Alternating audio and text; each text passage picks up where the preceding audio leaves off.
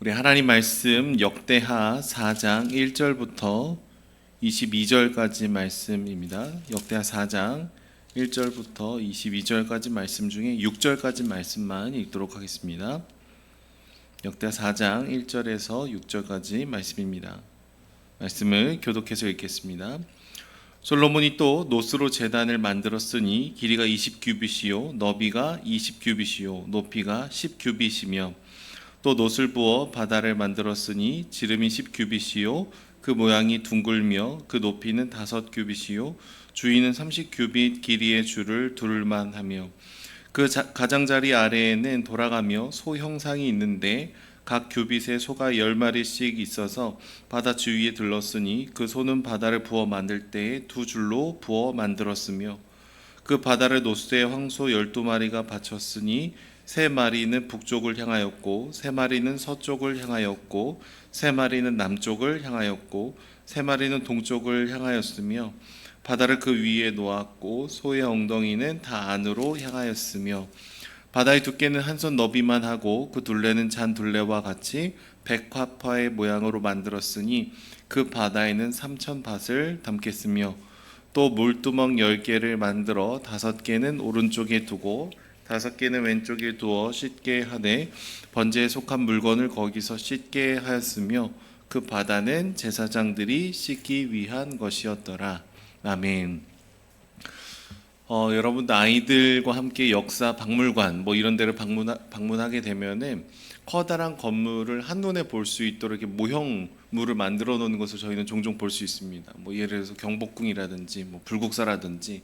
그러니까 실제로 우리가 나가서 걷게 되면은 크기가 너무 커서 이 문화재의 전체적인 사이즈, 뭐 구조를 한눈에 볼 수 없기 때문에 이게 실내로 들어가면은 뭔가 이게 미니어처처럼 이 똑같은 비율이지만 굉장히 이게 축소해놔서 그것을 이렇게 표현하는 것을 볼 수 있습니다. 그러면 우리가 지금 대략 어디쯤 있었는지, 아까 봤던 곳이 어떤 공간인지를 이렇게 하늘 위에서 보는 것처럼 전체적인 그림을 볼 수 있게 되죠. 그리고 나서 나가게 되면은 내가 이 전체 건물 중에 어느 부분을 보고 있구나라는 것을 우리는 인식하게 됩니다. 이렇게 뭐 역사적인 건물뿐만 아니라 뭐 아파트 모델 하우스도 비슷한데요. 크기는 좀 작지만 내가 관심을 두고 있는 아파트 구조가 어떤지, 실제 사이즈는 어떤지, 내가 만약 이 집을 들어온다면 뭐 동선이 어떤지, 가구들이 어떻게 배치할 수 있는지 여러 가지들을 직접 체크를 해볼 수 있을 겁니다. 그러니까 평면도를 보는 것보다 더 체감이 될 수도 있겠죠. 실제로 걸어보고 만져보고 고민을 해봐야 결정을 내리기가 쉬울 것입니다. 우리는 계속해서 이 매일 성경 큐티책 본문을 따라서 역대하 말씀을 묵상하고 있는데 특별히 솔로몬이 하나님을 위해서 지은 성전에 대해서 기록이 되어 있습니다.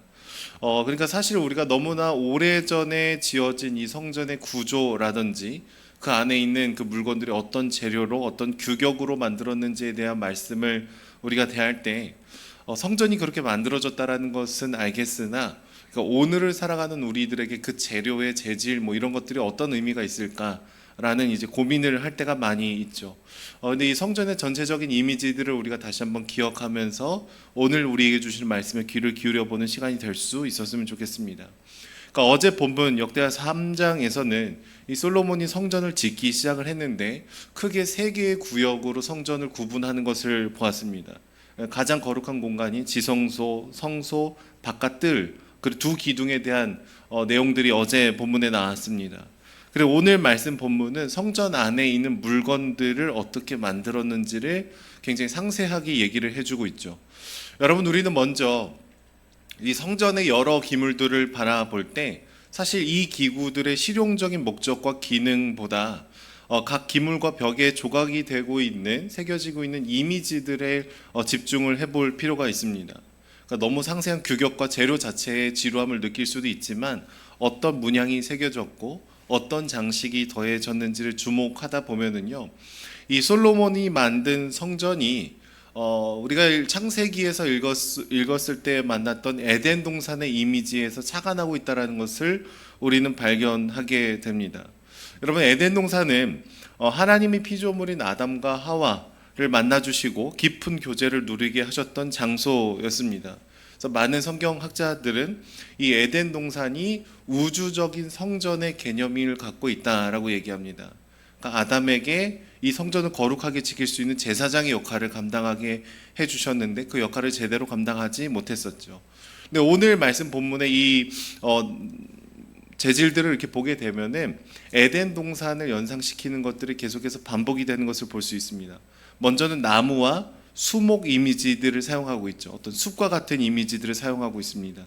그리고 나중에 성막과 성전, 제사장의 의복에 사용이 됐던 많은 금과 보석들은 에덴 동산의 풍부했던 보석들을 떠올리게 만듭니다. 그리고 나중에 이 성전의 수호자로 레위인들을 구별해서 세우는 것도 신성한 공간을 지키는 아담을 세우시고 이 제사장의 역할을 맡겼던 것과 일치합니다. 그리고 오늘 말씀 본문 중에 백합화의 모양, 꽃으로 새긴 조각들, 그룹들과 종려나무들은 이 푸르른 정원이었던 에덴 동산의 이미지를 따라가게 되죠. 두 개의 놋 기둥에도 석류 조각을 내고요. 이 바다라고 불리는 큰 물두멍은 에덴 동산을 흐르는 이 아름다운 강들을 상징하게 됩니다. 여러분, 창조주이신 하나님이 피조물인 아담과 하와와 이 깊은 교제를 나누셨던 이 에덴 동산을 우리가 더 이상 누리지 못하고 있으나 지금 다시 이 에덴 동산의 그 이미지들을 가지고 와서 모델 하우스를 보여주시고 성전을 짓게 하는 과정을 통해서 하나님과의 충만한 임재를 상상하고 기대하고 소망하게 하고 계시더라라는 것이죠. 자발적으로 죄를 짓고 하나님에 대한 반역으로 이 에덴 동산에서 쫓겨났었지만 하나님은 다시금 우리를 찾아오시고 먼저는 성막을 그리고 성전을 짓게 해주시는 과정들을 통해서 계속해서 하나님의 임재로 나아올 수 있는 길을 열어주시고 또 열어주시고 초대하고 초청해주고 계시더라라는 것이죠. 우리가 이 역대기 말씀의 수신자들이 이 포로기 이후에 귀환한 사람들이었다라는 것을 말씀드렸습니다. 그들은 이 솔로몬의 성전이 화려했지만 무너져 내렸다라는 것, 그리고 그들이 바벨론의 포로로 끌려갔다라는 것을 기억하고 있었습니다. 그러니까 하나님은 나중에 다시 성전을 재건해 주긴 하시지만 이 성전 자체가 무엇인가를 보장해 주는 것이 아니라 성전을 통해서 우리가 바라봐야 되는 것이 하나님과의 깊은 교제, 그분의 임재를 사랑하고 갈망하는 것이라는 것을 보여주고 있는 것이죠. 여러분, 그런데 이 에덴 동산에서 시작이 됐던 이 이미지는 성전으로 연결이 되고 나중에 요한계시록의 말씀을 보시면 새하늘 새 땅에 대한 이미지들로 이렇게 연결이 됩니다. 이게 다 따로따로 도는 것이 아니라 에덴 동산의 이미지가 성경 전체를 관통하고 있다라는 거예요. 그런데 이 비슷한 이미지들이 성경에 처음부터 끝까지 사용이 되는 과정들 속에서 커다란 흐름의 변화가 있습니다. 그것은 뭐냐면은 거룩함의 이 영역이 계속해서 점점점 확장되어 간다라는 거예요. 여러분, 솔로몬의 성전의 가장 안쪽 부분에 지성소가 있습니다. 그곳에 하나님의 임재가 가득했다. 그리고 아무나 그곳으로 들어갈 수 없었다라고 얘기하지만 요한계시록으로 가게 되면은요, 하나님의 임재의 상징이었던 이 거룩한 공간이 점점점 확장되고 전 우주로 확장되는 것을 보여주고 있습니다. 우리는 구약 성경의 많은 부분에 있어서 거룩은 지켜내야 하는 거룩이라는 개념을 저희는 알고 있습니다. 부정한 사람 있으면 격리시키고 접촉하지 않게 하면서 거룩을 지켜냈습니다. 거룩하지 않은 것이 안으로 들어오지 않도록. 그런데 나중에 예수님께서 이 땅에 오신 다음에 거룩은 어떤 거룩이냐면요, 확장되는 거룩이에요. 무엇인가로부터 나를 지켜내고 거룩함을 이제 보존하는 것 정도에 머무르는 것이 아니라 예수님의 거룩하심이 점점점 퍼져나가는 것이죠. 혈루증에 걸린 여인은 부정한 상태에 있었던 사람인데 예수님의 옷자락에 손을 댑니다. 우리는 그냥 손을 댔나 보다 뭐 이렇게 생각할 수 있겠지만 유대인들 입장에서는 이것은요, 나의 부정한 상태가 누군가에게 전염이 될 수 있다라는 인식을 갖고 있었던, 그러니까 선을 넘는 행동이었습니다. 근데 부정함이 예수님께로 전이된 것이 아니라 오히려 그 여인이 낫게 되는 사건을 우리는 성경에 기록이 된 것을 볼 수 있죠. 그러니까 구약의 개념으로는 예수님이 부정해 줬어야 됐습니다.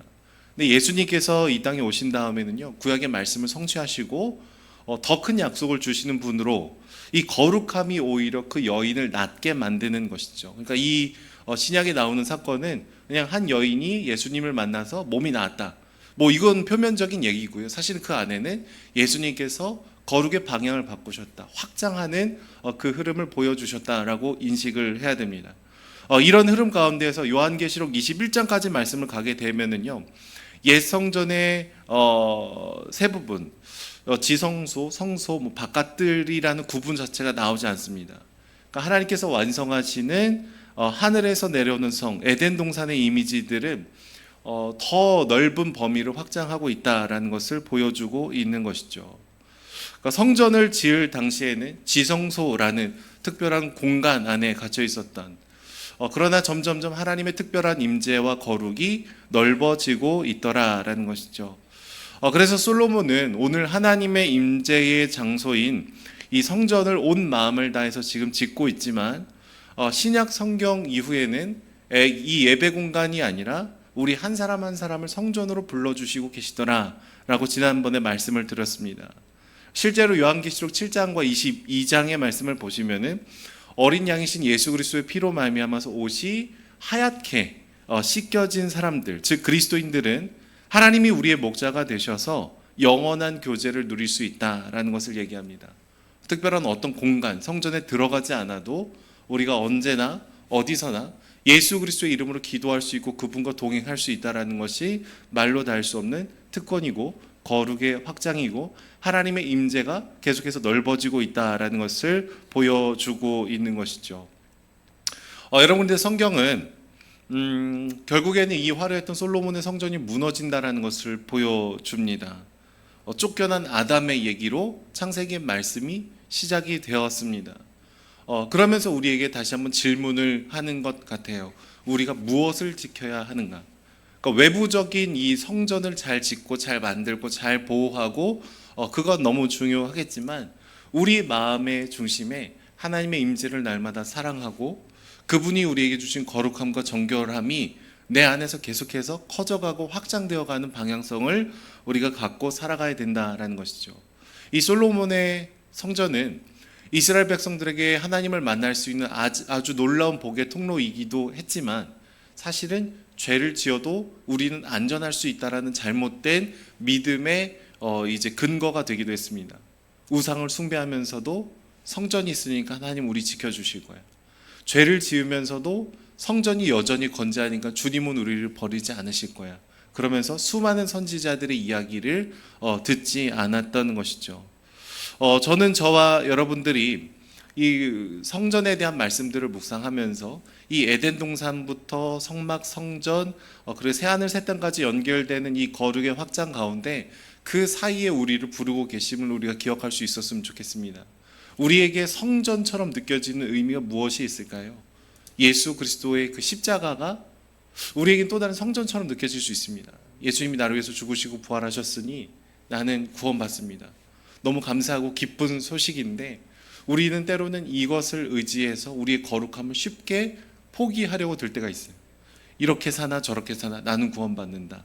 여러분, 이 정도의 믿음을 갖고 있다라고 생각한다면요, 우리는 예수 그리스도의 십자가를 의지해서 죄를 더 지을 가능성도 있습니다. 어차피 주님이 나를 죽으시고 부활하셨으니 난 괜찮다.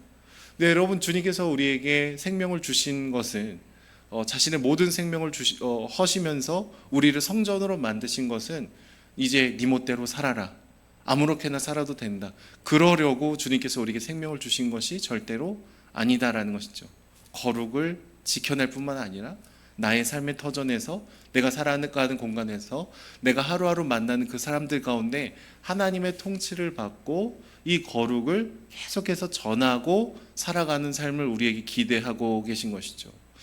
저는 저와 여러분들이 또 다른 성전이라는 것을 기억하면서 그렇게 주님을 경외하고 사랑하고 하나님께서 우리에게 맡겨주신 이 거룩함을 우리 자녀들에게 끊임없이 흘려보내는 복의 통로가 되시기를 소망합니다. 그래서 은혜를 받은 자답게 거룩하고 정결한 삶을 갈망하고, 때로는 우리가 실수하고 넘어질 수도 있으나 슬피 울고 회개하고 돌이키며 마르지 않는 그 은혜의 강이 저와 여러분의 삶에 가득히 흘러넘치기를 축복합니다. 기도하겠습니다. 사랑해 주님, 감사합니다. 오늘 솔로몬의 성전을 짓는 이 과정들을 통해서 다시금 에덴 동산에서부터 우리를 만나주시고 초청하시고 우리를 사랑하시는 하나님의 손길을 바라봅니다. 하나님, 예수님 덕분에 우리가 또 다른 성전이 되었습니다. 우리 한 사람 한 사람이 그리스도를 따르는 몸된 교회가 되었습니다. 우리가 이 예배당에 머무르는 그 순간만 주님을 생각하고 거룩을 사모하는 자들이 아니라 우리를 보내주신 삶의 현장에서도 교회로 살게 하여 주시고 성전으로 존재할 수 있도록 하나님 붙들어 주시옵소서. 우리의 말과 우리의 행동과 우리의 중요한 선택 하나하나들이 쌓여서 하나님을 높이는 삶이 되게 하여 주시고 하나님 작은 나의 헌신과 섬김을 통하여서 하나님의 거룩이 이 땅 가운데 흘러 넘칠 수 있도록 주님 붙들어 주시옵소서. 어제보다 오늘도 주님을 사랑하게 하여 주시고 나의 삶이 깨끗한 복음의 통로가 될 수 있도록 축복하여 주시옵소서. 감사드리며 예수님의 이름으로 기도드립니다. 아멘.